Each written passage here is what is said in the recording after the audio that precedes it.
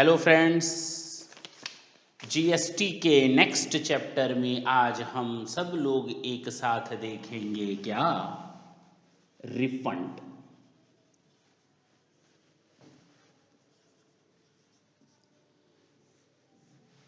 होगा क्या इस चैप्टर में और हम लोग देखेंगे क्या क्या?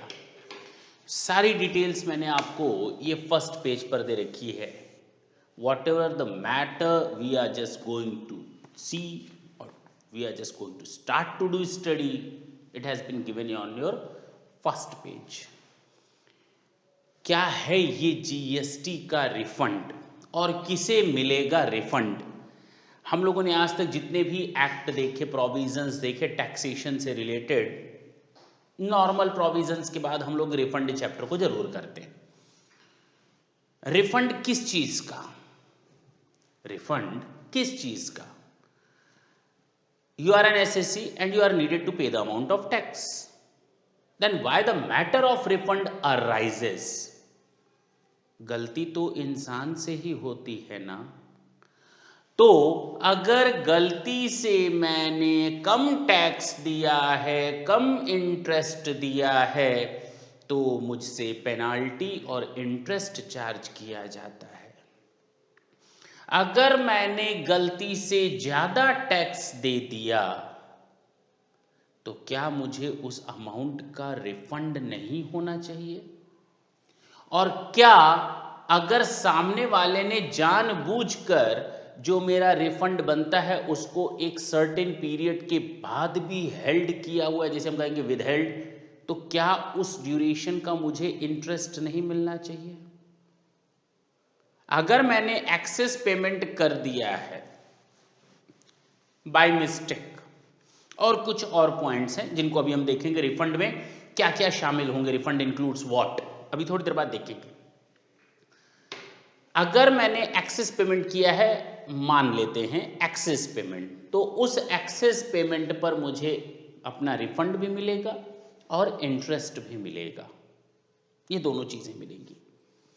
कौन से प्रोविजंस हैं? Section 38, section 39, section 40 and 41।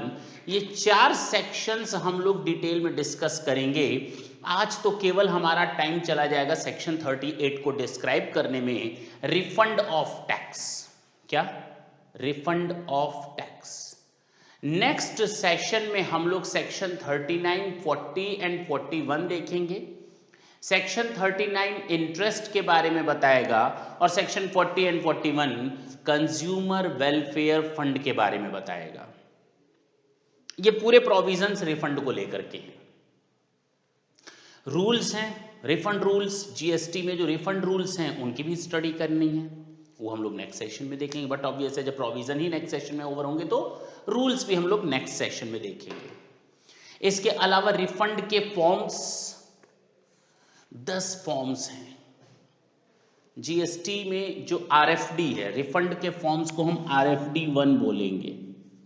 2, 3, 4, 5, 6, 7, 8, 9, 10 in totality they are 10 forms जो हमें रिफंड में देखने हैं। तो हमें क्या देखने हैं? Provisions 38 to 41, refund rules and forms, इनके बारे में हमें डिस्कशन करनी है। स्टार्ट करते हैं सेक्शन से, सेक्शन 38 से। और इस सेक्शन 38 में आप आगे बढ़ते जाएं तो देखें 38 1 2 3 4 4A 5 6 7 8 9 10 11 इतने सब सेक्शंस मौजूद हैं। सेक्शन 38 1 2 3 4 4A 5 6 7 8 9 10 एंड 11, ये जितने सबसेक्शंस हैं आज हम केवल इन्हीं 11 सबसेक्शंस तक डिस्कस करेंगे। सबसे पहला है सेक्शन 38 सबसेक्शन 1। वो कहता है कोई भी एप्लीकेंट जिसे रिफंड क्लेम करना है वो प्रॉपर फॉर्म्स में जा करके अपनी एप्लीकेशन फॉर्म सबमिट कर सकता है रेलिवेंट डेट के अंदर, within 2 years from the end of the relevant date। तो सर ये क्या है रेलिवेंट डेट, और 2 साल कब से काउंट किया जाएगा। हमें अगर रेलिवेंट डेट पता चल जाए, आई एम एन एसएससी और मुझे रिफंड अप्लाई करना है, सेक्शन 38 सबसेक्शन 1 सिंपली ये कहता है कि अगर कोई एसएससी रिफंड क्लेम करना चाहे तो रिफंड क्लेम कर सकता है, लेकिन उसको प्रॉपर एप्लीकेशन फॉर्म पिक करना पड़ेगा, उसको फिलअप करना पड़ेगा, और उसको एक निश्चित समय के अंदर within the prescribe time period, and the prescribe time period is 2 years from the end of the relevant date. तो वो क्या है रेलिवेंट डेट, उसके बारे में देखेंगे और जानते हैं रेलिवेंट डेट क्या है। ये सेक्शन 38 सबसेक्शन 11 आप लोग देख लें एक बार लास्ट, तो उसमें हमने रिफंड का भी मतलब समझाया है और रेलिवेंट डेट का भी मतलब समझाया है। सेक्शन 38 सबसेक्शन 11 में रिफंड मींस व्हाट और रेलिवेंट डेट मींस व्हाट, ये दो चीजें शामिल होंगी। और कुछ भी आगे बढ़ने से पहले बेटर है try to understand about these two terminology first. The first terminology which is described in section 38 subsection 1, that is your refund means what, and this is the definition which is given in section 38 subsection 11, but take care about that, this is not a complete definition which defines you that what matters of the what amount of your refund claimed for। तो उसके लिए मैंने क्या किया है, जाहिर सी बात है इस सेक्शन 38 सब सेक्शन 11 ने सारी चीज़ें एक जगह नहीं दी हैं, तो आप लोग को हमेशा कन्फ्यूज़न का स्टेटस अराइज होगा। उस कन्फ्यूज़न को मैंने उसी सेक्शन 38(11) में रिफंड के बाद देखें तो इम्पॉर्टेंट नोट दे रखा है, और उस इम्पॉर्टेंट नोट में आप जितनी चीज़ें रिफंड मांग सकते हैं इस एक्ट के अंतर्गत, in accordance with this act, all those matters are covered at one place so that the questions of confusion doesn't arise।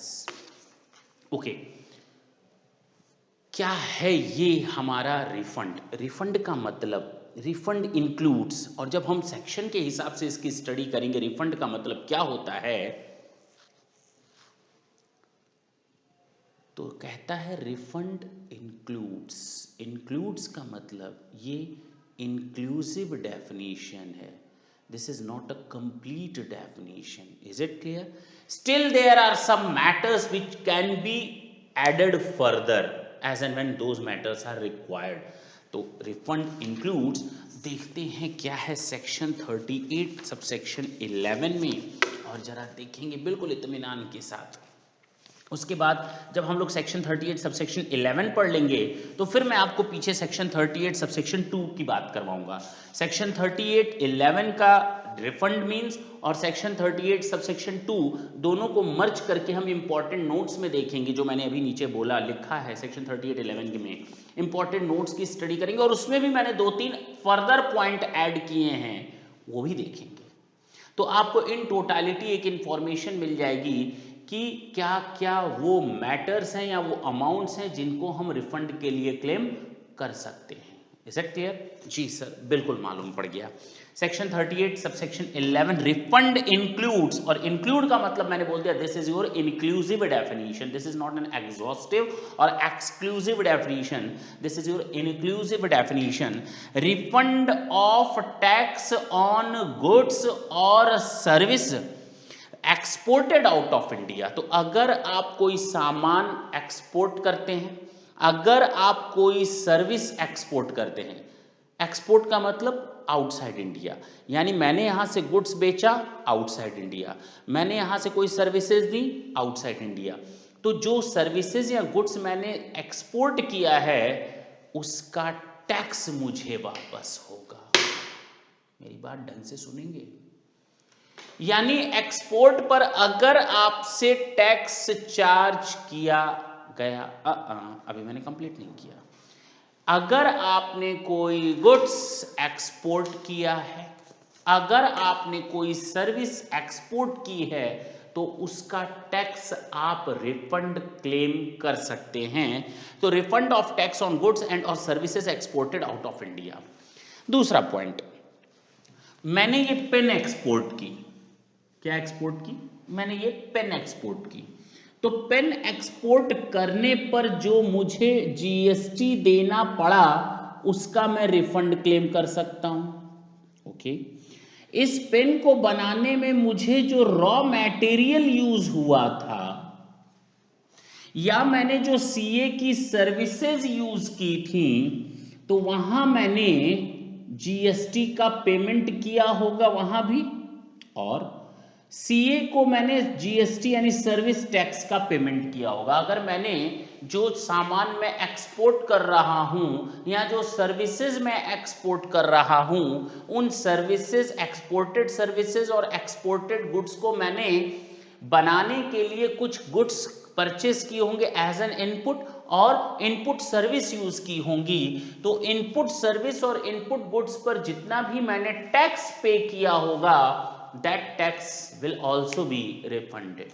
Okay, दूसरा है ऑन इनपुट और इनपुट सर्विसेज, ऑन इनपुट और input services used in the goods और services which are exported outside India. अब तो clear हुआ। तो जो सामान डायरेक्टली मैं एक्सपोर्ट कर रहा हूं या जो सर्विस मैं डायरेक्टली एक्सपोर्ट कर रहा हूं and any amount of tax has already been paid then that amount will be refunded, then that amount can be claimed as refund. In the same way input used और input services used for the purpose of making or production of any goods or services which is subject matter of export outside India, then in that case also we can demand for refund claim for those input service or input goods। अच्छा sir, ये भी बात समझ में आई। तीसरा, refund of tax on the supply of goods regarded as deemed export। Actually यहां पर deemed export माना गया है। Actually this is not an export but for the purpose of provisions of this act this export has been treated as an export. Actually it is not export but it is to be treated as a export यानी deemed export. The same thing would be applied in the case of deemed export also. Refund of unutilised input tax credit as provided under subsection 2। जब मैं ये section pick कर रहा था तो मैंने कहा था ना कि सेक्शन 38 सब सेक्शन 11 को देखने के बाद हम वापस जाएंगे सेक्शन 38 सब सेक्शन 2 में और फिर दोनों को ऐड करके बात करेंगे। तो यहां पर वही बोला है कि बेटा आप वापस जाओ सेक्शन 38 सब सेक्शन 2 के भी मैटर को ध्यान में रखो, और वहां पर लिखा हुआ है, वहां जो आप चीज देखेंगे वो लिखा होगा unutilized input tax credit, यानी we are just talking about ITC।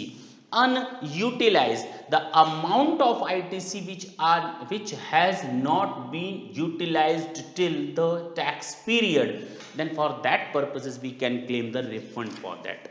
वापस आते हैं, यहां तक तो हम लोगों ने केवल इतना ही देखा कि अगर हम कोई सामान एक्सपोर्ट करते हैं या सर्विसेज एक्सपोर्ट करते हैं उसका टैक्स, जो रॉ मटेरियल या इनपुट सर्विसेज दी थी और उन इनपुट सर्विसेज और इनपुट गुड्स का यूज करके हमने सामान मैन्युफैक्चर करके या सर्विसेज को मैंने एक्सपोर्ट किया है, तो ये वाला जो टैक्स पोर्शन है उसके लिए आप क्लेम कर सकते हैं। डीम्ड एक्सपोर्ट पर आप रिफंड के लिए क्लेम कर सकते हैं। इन द सेम वे आप सेक्शन 38(2) पर जाकर अनयूटिलाइज्ड इनपुट टैक्स क्रेडिट देखें तो applicability of refund of ITC, that is your section 38 subsection 2। उसने कहा रेफर करो, हम रेफर कर रहे हैं आईटीसी, रिफंड ऑफ आईटीसी। बहुत ही इंपॉर्टेंट पॉइंट है और यहां हम केवल और केवल एक चीज याद रखेंगे, हम केवल आईटीसी की बात कर रहे हैं, आईटीसी की बात कर रहे हैं, आईटीसी की बात कर रहे हैं। आईटीसी इलेक्ट्रॉनिक क्रेडिट लेजर की बात हो रही है। यस सर, याद आ गया। हम किसकी बात कर रहे हैं? अगर हम आईटीसी की बात कर रहे हैं तो बट ऑब्वियस हम इलेक्ट्रॉनिक क्रेडिट लेजर की बात कर रहे हैं, बाकी किसी चीज की बात नहीं कर रहे हैं। क्या बोल रहा है? Subject to the provisions of subsection 8। Subsection 8 इसने कहा सबसेक्शन 8 को देख लेना जरूर। ठीक है, हम इसके बाद देख लेंगे सबसेक्शन 8। पहले ये तो बताओ कि आईटीसी की क्रेडिट कैसे मिलती है। और टैक्सेबल पर्सन, तो जाहिर सी बात है जब भी रिफंड कोई अप्लाई करेगा, that must be a taxable person, may claim refund of any unutilised input tax credit at the end of any tax period, provided that no refund of unutilized input tax credit shall be allowed in cases, कोई भी refund allow नहीं किया जाएगा unutilised input tax credit का, कोई भी refund allow नहीं किया जाएगा, कोई भी रिफंड अलाउ नहीं किया जाएगा अनयूटिलाइज्ड इनपुट टैक्स क्रेडिट का इन दो मैटर्स को छोड़ करके,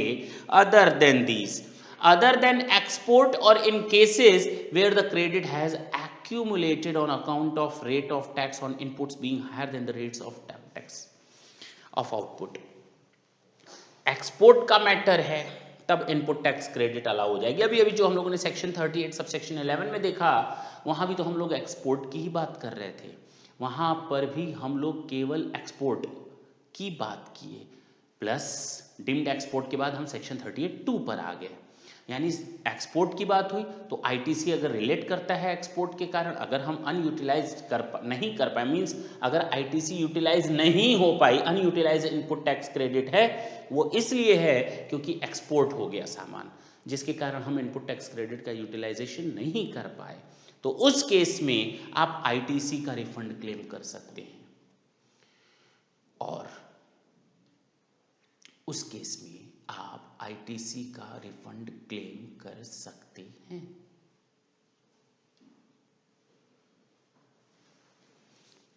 इसके अलावा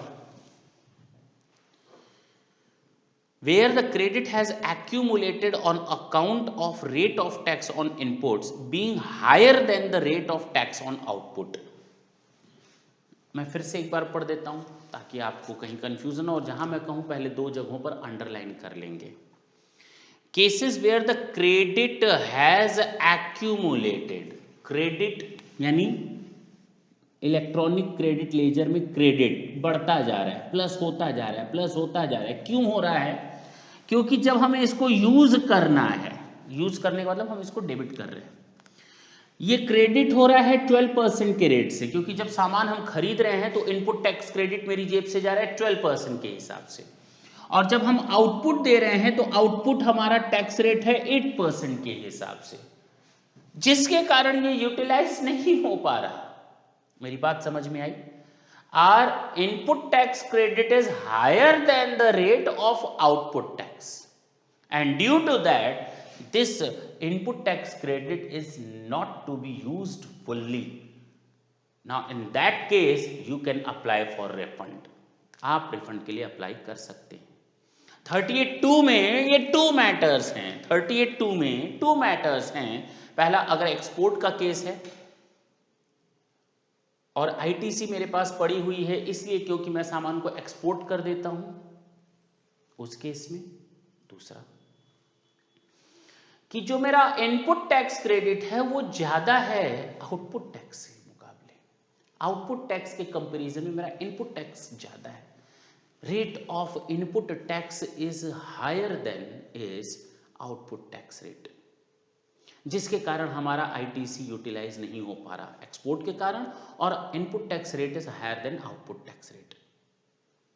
अगर ये 2 कारण हैं तो आप इनपुट टैक्स क्रेडिट के लिए रिफंड के लिए अप्लाई कर सकते हैं, इनपुट टैक्स क्रेडिट की रिफंड के लिए अप्लाई कर सकते हैं। लेकिन सर फिर लेकिन कितने लेकिन, बट, किंतु, परंतु? जी हाँ, एक्सपोर्ट का जो मैंने मतलब बताया अभी आईटीसी में जो मैंने एक्सपोर्ट बताया, मैं 38(11) के एक्सपोर्ट की बात नहीं कर रहा, मैं केवल आईटीसी व एक्सपोर्ट उस बात की बात कर रहा हूं जो एक्सपोर्टेड सामान का आईटीसी है। जरा देखो, provided further that no refund of unutilized input tax credit shall be allowed in cases where the goods exported out of India are subjected to export duty। इस आईटीसी का आप कहते हैं कि हमें क्रेडिट पड़ा हुआ है आईटीसी के नाम से, वो यूटिलाइज इसलिए नहीं हो पाया क्योंकि हम सामान को एक्सपोर्ट करते हैं, and due to that we were not capable to utilise it fully. But if there is a tax rate of export, मेरी बात समझें, अगर टैक्स रेट है एक्सपोर्ट पर, अगर एक्सपोर्ट जो आप सामान करते हैं that is subject to a rate of duty, then in that case you can not allowed to get the refund of ITC on that argument that you were not capable to get the utilization of fully ITC due to export। तो अगर आपका export का कोई rate of duty है, हटा दें, आपको ITC का रिफंड नहीं मिलेगा। अगर एक्सपोर्ट का रेट ऑफ ड्यूटी है तो आईटीसी का रिफंड नहीं मिलेगा। आईटीसी का रिफंड मिलेगा अगर आप कहते हैं अनयूटिलाइज्ड इनपुट टैक्स क्रेडिट है ड्यू टू एक्सपोर्ट एंड या और input tax rate was higher than output tax rate, that's it.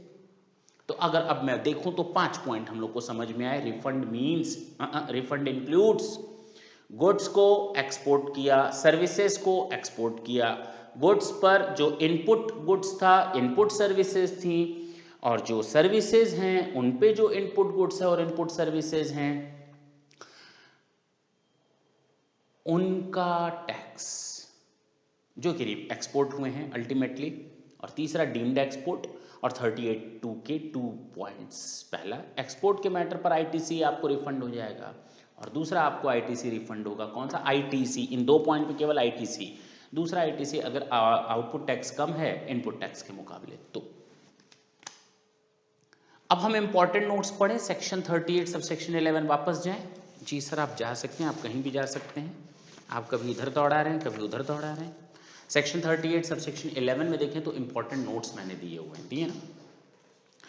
In nutshell refund claim can be of, आप किन किन चीजों का रिफंड मांग सकते हैं वो मैं यहां पर देता हूं। Refund of tax on goods and और services exported out of India, मालूम है sir. On input or input services used in the goods and or services which are exported out of India, मालूम है sir. Refund of tax on the supply of goods regarded as deemed export, मालूम है sir. Supply of goods, deemed export, supply of goods, deemed export, supply of goods and not the supply of services। Deemed export, supply of goods, यानी goods के case में ही ऐसा deemed export माना जाता है, services के केस में deemed export नहीं। In cases एक्सपोर्ट्स, नेक्स्ट है एक्सपोर्ट्स जो अभी हम लोगों ने देखा सेक्शन 38(2) में। और in cases where the credit has accumulated on account of rate of tax on input being higher than the rate of tax on output. Sir देख लिया, ये 5 पॉइंट हम बता चुके। अब जो नए पॉइंट मैंने कहा था ना, 3 से 4 नए पॉइंट हम लोग ऐड करेंगे, और ताकि आपको डिफरेंट पार्ट्स पता चल जाए इस पर्टिकुलर रिफंड के, और कहाँ कहाँ आगे हम रिफंड की बात करेंगे। अगर आपका प्रोविजनल असेसमेंट फाइनल हो रहा है, आपका इनिशियली प्रोविजनल असेसमेंट हुआ था, that was not the final assessment, and now that provisional assessment is going to be finalised. तो जाहिर सी बात है फाइनल होगा तो हो सकता है मेरा टैक्स कम बना हो और मैंने प्रोविजनल असेसमेंट में ज़्यादा टैक्स दिया हो, तो जो मैंने एक्सेस टैक्स पे पेमेंट किया था वो वापस भी तो होगा। मैं फिर से बोलता हूँ, उस समय मेरा प्रोविजनल असेसमेंट हुआ था, प्रोविजनल असेसमेंट हो गया था, मैंने उसके हिसाब से टैक्स का पेमेंट कर दिया था। आज वो फाइनल असेसमेंट हो गया, फाइनल असेसमेंट हुआ, टैक्स रेट टैक्स अमाउंट कम आया, तो मैंने एक्सेस ऑलरेडी पे कर दिया है, अमाउंट तो कम आया, मुझे प्रोविजनल टैक्स और एक्चुअल अमाउंट ऑफ टैक्स में जो डिफरेंस होगा, अगर मैंने एक्सेस ऑलरेडी पे ऑफ कर रखा है तो मुझे उस टैक्स की रिफंड दो जी। ये है आपका extra point number 1। Refund of pre deposit made at the time of filing appeal. आप कोई अपील करने जा रहे हैं, आप एसएससी हैं, आप कोई अपील फाइल करने जा रहे हैं, लेकिन अपील आप फाइल तभी कर सकते हैं जब आप एक अमाउंट प्री डिपॉजिट करें, यानी पहले आप अमाउंट डिपॉजिट कर दें ताकि interest of the revenue secure हो सके। गवर्नमेंट का टैक्स लॉस ना हो, गवर्नमेंट ने आपसे कहा 2 लाख जमा कर लो, आप अपील फाइल करो, कोई दिक्कत नहीं है। This rupees 2 lakhs deposited doesn't mean at all that your amount of payment has been adjusted against tax. Might be it will be adjusted, but at the time of finalization of the appeal. Is it clear? Ji, at the time of the decision.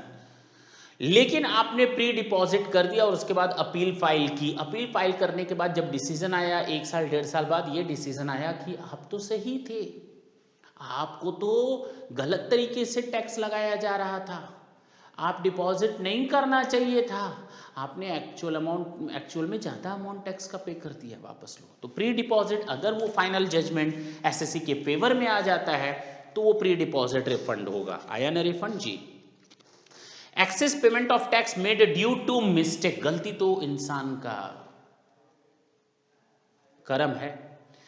Tax wrongfully collected and deposit, गलत तरीके से tax collect करना और deposit कर देना। And lastly refund of tax payment on purchases made by UN bodies और embassies, जिसके बारे में हम लोगों ने शुरू में ही शेड्यूल 1, 2, 3 में ही स्टडी कर लिया था supply of goods and services के केस में। सप्लाई मीन्स जब हम लोगों ने देखा था तो यूएन बॉडीज और यूएन एजेंसीज के बारे में देखा था। तो उनको अगर आपने उनके बारे में अगर आपने टैक्स का पेमेंट कर रखा है तो उनका आप रिफंड आप क्लेम कर सकते हैं। तो कुल मिलाकर के एक्स्ट्रा जो पॉइंट है उन 5 के अलावा प्रोविजनल असेसमेंट हो गया, प्री डिपॉजिट हो गया, और अगर आपने pre deposit in case of filing of an appeal, और अगर आपने टैक्स गलत तरीके से कलेक्ट करके डिपॉजिट कर लिया या टैक्स आपने ज़्यादा पेमेंट कर दिया गवर्नमेंट को, तो आपको रिफंड क्लेम हो सकता है। अब मुझे नहीं लगता कि किसी भी स्टूडेंट को रिफंड पॉइंट में दिक्कत होगी। रिफंड मीन्स व्हाट, कोई दिक्कत नहीं आने वाली। अगर यहां तक आपको कोई प्रॉब्लम नहीं आई है तो आते हैं सेक्शन 38 का पॉइंट नंबर 3। 38 का पॉइंट नंबर 3, 38.3 डॉक्यूमेंट्री एविडेंस। आप रिफंड अप्लाई करने जा रहे हैं। The application shall be accompanied by, normally हम RFD 1 रिफंड फॉर्म 1 की बात करेंगे, फॉर्म रिफंड 1 RFD यानी रिफंड 1। आपने रिफंड के लिए एप्लीकेशन दी है। Such documentary evidences as may be prescribed to establish that a refund is due to the applicant. आपको एक डॉक्यूमेंट्री एविडेंस देना पड़ेगा, कुछ पेपर देने पड़ेंगे जो ये साबित करें, जो ये प्रूफ करें कि yes you are a particular eligible person to get the refund amount. Second, and such documentary or other evidences as the applicant may furnish to establish that the amount of tax and interest, if any, paid on such tax or any other amount paid in relation to which such refund is claimed was collected from or paid by him। And the most important point, सारी चीजें बेकार थी जितनी मैंने अब तक पढ़ी, सारी चीजें अब तक बेकार थी जितनी मैंने ये 3-4 लाइनें पढ़ी अभी पॉइंट नंबर बी में। And the incidence of such tax and interest has not been passed on by him to any other person। मैंने आपको सामान बेचा, मैंने आपको सामान बेचा, आपसे टैक्स कलेक्ट करके गवर्नमेंट को दे दिया। Actually, who is the person who bears the amount of tax? That is you। And you hold that goods, and you hold that goods, और आपने वो सामान अपने पास रखा है या आपने उस सामान को अपने यहां यूज किया, आपने उसका इंसिडेंस किसी दूसरे पर इंपोज नहीं किया। वो टैक्स जो आपने पे किया है, you are the person who actually bears the amount of tax and the incidence thereof has not been passed by you to any other person। Now you will be the eligible person to get the refund, not me। Is it clear? तो कहा गया, तो मुझे साबित करना पड़ेगा, अगर मैं रिफंड क्लेम कर रहा हूं तो मुझे ये साबित करना पड़ेगा डॉक्यूमेंट्री एविडेंस के साथ कि जो टैक्स इंसिडेंस है उसको मैंने पास ऑन नहीं किया है। एक्चुअली वो टैक्स मैंने पे तो कर दिया है लेकिन टैक्स का इंसिडेंस मैंने पास ऑन नहीं किया है जी।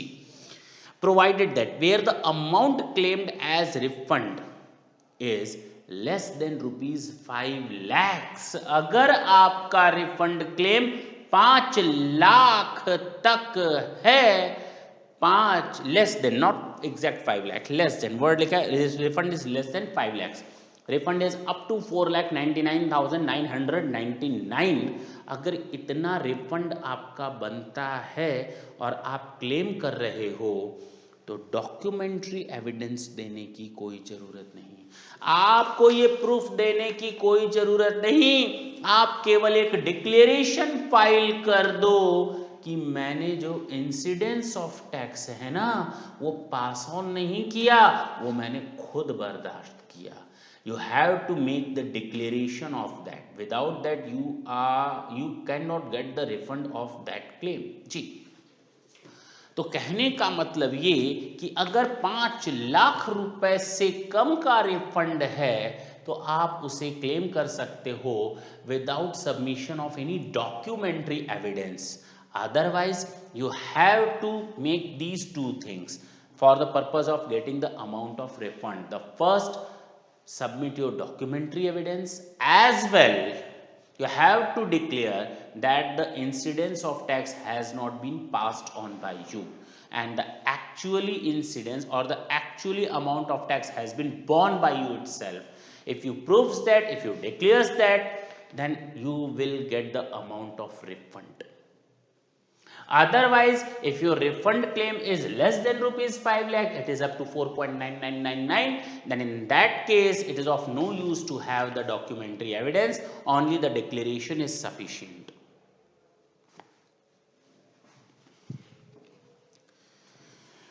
If on receipt, section 38 subsection 4, if on receipt of such application the proper officer is satisfied that the whole or part of the amount claimed as refund is refundable, अगर proper officer को लगता है कि जो आप refund मांग रहे हो that is genuine one, he make an order of refund. उसके लिए भी एक फॉर्म है, देखेंगे कि ऑर्डर ऑफ रिफंड का कौन सा फॉर्म है, वो आएगा 1 2 3 4 5 6 7 8 9 10 10 वाला जो है यूएन बॉडीज और एम्बेसीज के लिए है, देखा जाएगा. फॉर्म्स की बात आज हम नहीं कर रहे, लेकिन ये ऑर्डर दिया जाएगा. कोई भी चीज होगी वो प्रॉपर लिखित में होगी, फॉर्म्स के थ्रू होगी,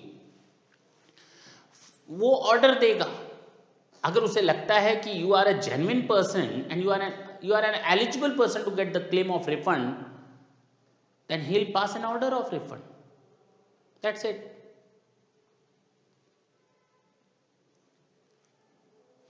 लेकिन अगर आपने ये incidence, tax incidence pass on कर दिया है तो आप ये जान लीजिए कि वो टैक्स का रिफंड अब आपको नहीं मिलेगा, वो टैक्स का अमाउंट कंज्यूमर वेलफेयर फंड में ट्रांसफर हो जाएगा. कहां चला जाएगा वो टैक्स का अमाउंट? कंज्यूमर वेलफेयर फंड में चला जाएगा. कहां चला जाएगा? फिर से बोले, कंज्यूमर वेलफेयर फंड में चला जाएगा.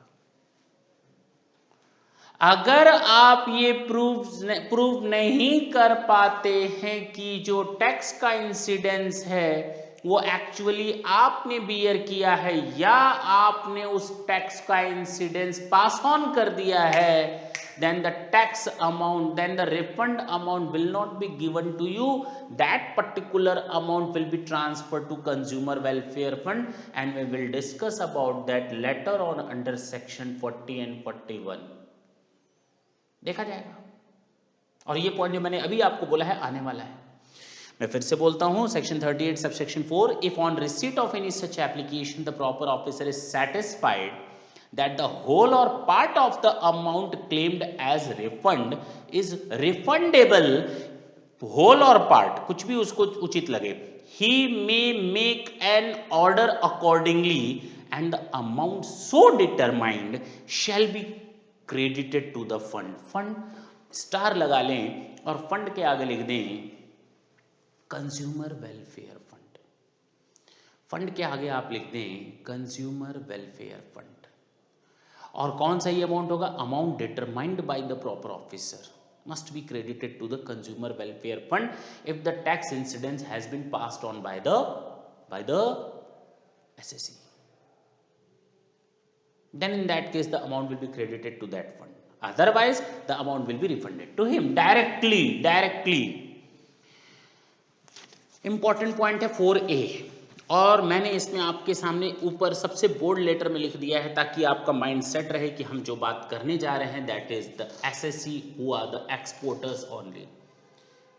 SSE who are the exporters only and those persons are the notified categories taxable person. तो notified category में आते हैं exporter SSE.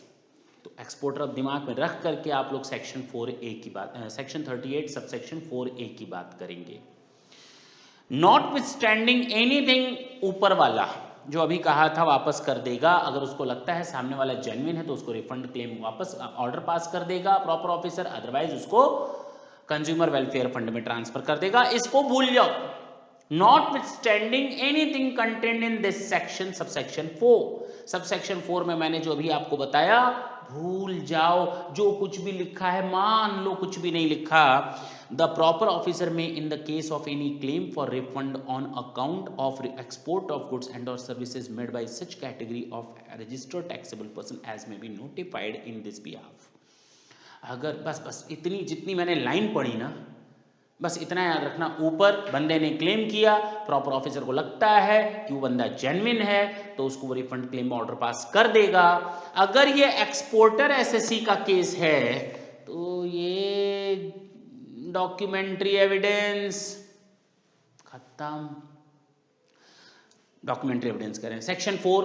अगर लगता है असेसिंग ऑफिसर या प्रॉपर ऑफिसर को, वो खत्म, उसकी बात ना करो. डॉक्यूमेंट्री एविडेंस तो लगेगा रिफंड के केस में. 80% refund of the total amount so claimed shall be given to them provisionally.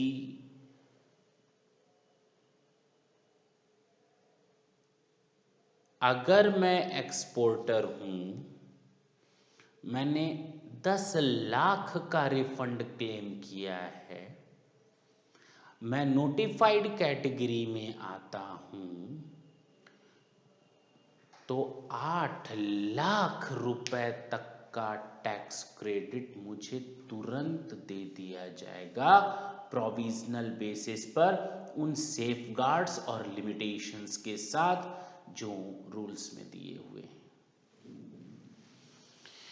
Refund 80% of the total amount so claimed excluding the amount of input tax credit provisionally accepted, हम उसकी बात नहीं कर रहे, on a provisional basis in the manner and subject to such conditions, limitations and safeguard as may be prescribed, and the retained 20% and the remaining 20% may be refunded after due verification of document furnished by the applicant.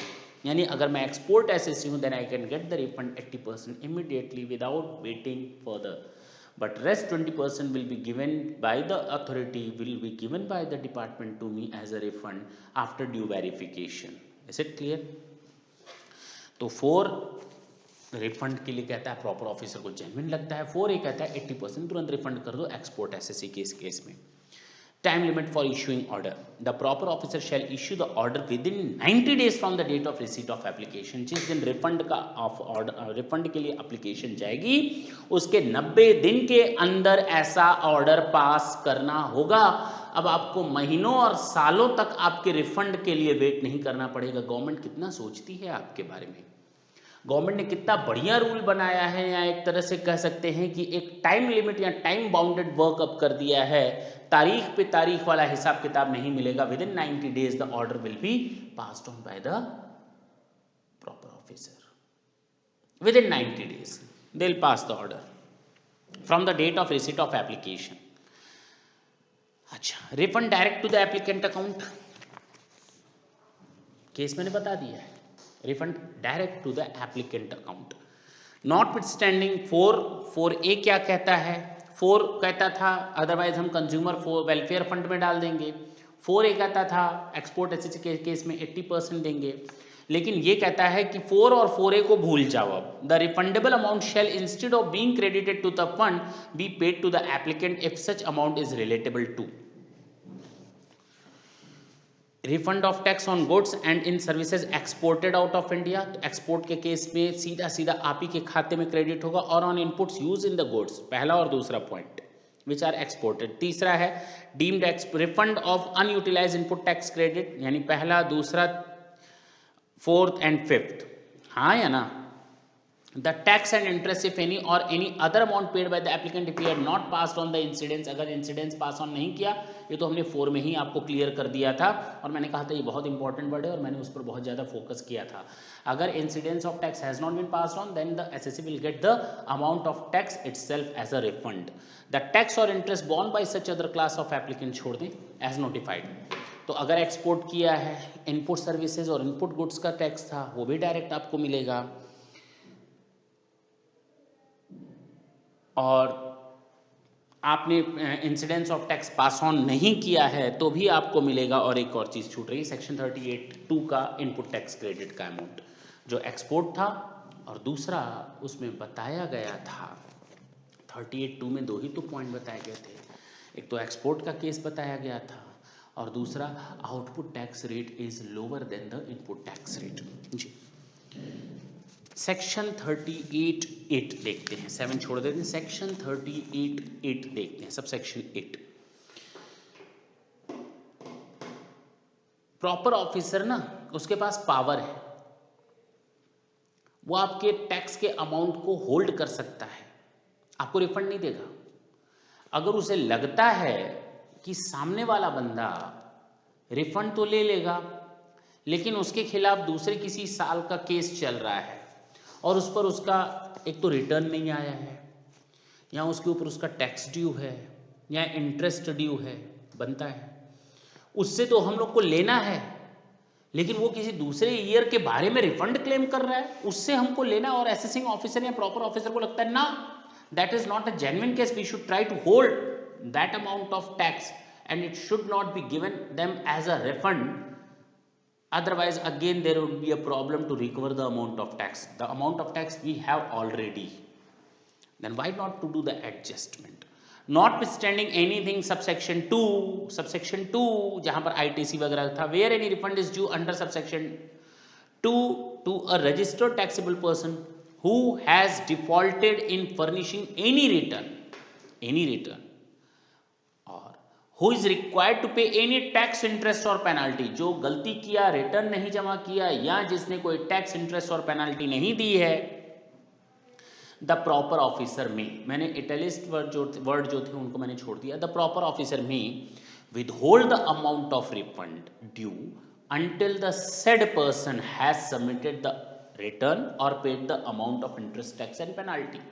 हम उस amount को hold कर लेंगे, हम कहेंगे हम नहीं देंगे आपको, मुझे तो उल्टा आपसे लेना है किसी दूसरे ईयर का या दूसरे पीरियड का, टैक्स पीरियड का, तो हम आपको दे दें, उसके बाद फिर आपसे मांगे, उससे अच्छा हम इसको होल्ड कर ले रहे हैं। सामने लगाता है ना, हम आपको दे रहे हैं पैसा, आप ये टैक्स हमें वापस कर दो, हम आपको दे रहे हैं इंटरेस्ट, या आप हमें टैक्स इंटरेस्ट पेनल्टी जो लगा रहे हो वो आप हमसे ले लो और हमें हमारा पैसा रिफंड कर दो।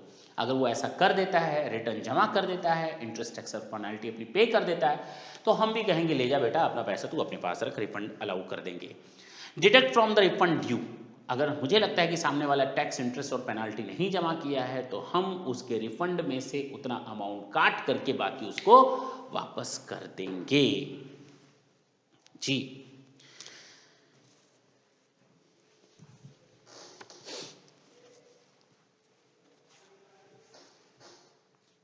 सेक्शन 38(9) भी वैसा ही है, आपको याद रखने की जरूरत नहीं है कि अगर प्रॉपर ऑफिसर को लगता है कि अगर हमने रिफंड कर दिया तो ये against the interest of the revenue होगा, तो प्रॉपर ऑफिसर चाहे तो उस अमाउंट को होल्ड कर सकता है। जी, सेक्शन 38(10) छोड़ दें। सेक्शन 38(11) में रिफंड हमने पढ़ लिया। जब हम लोगों ने सेक्शन 38(1) पढ़ा था तो उसमें मैंने यही बताया था कि कोई भी एसएससी जिसे रिफंड क्लेम करना है प्रॉपर एप्लीकेशन फॉर्म फिलअप करेगा within expiry of 2 years from the date of relevant, from the date of the relevant date, from the end of the relevant date. यही तो देखा था। तो वो 2 साल हम कहां से काउंट करेंगे? उस रेलिवेंट डेट से 2 साल के अंदर आपको एप्लीकेशन फॉर्म फिलअप करके सबमिट कर देना है। आपको रिफंड के लिए अप्लाई करना है, आप एक फॉर्म उठाओगे, भरोगे, जमा कर दोगे। कब तक जमा कर सकते हो? 2 साल के अंदर। 2 साल 2 साल 2 साल। अब हम कुछ केसेस के बारे में बात करेंगे। ये केस इस तारीख से 2 साल, ये केस इस तारीख से 2 साल, ये केस इस तारीख से 2 साल, और ये केस इस साल के खत्म होने के बाद 2 साल। एक केस और आएगा जिसमें मैं ये बताऊंगा कि इस फाइनेंशियल ईयर के एंड होने के बाद 2 साल, केवल एक केस में। बाकी सब में डेट के बाद 2 साल के अंदर, इस डेट के एक्सपायरी के अंदर 2 साल, इस डेट के एक्सपायरी होने के बाद 2 साल के अंदर।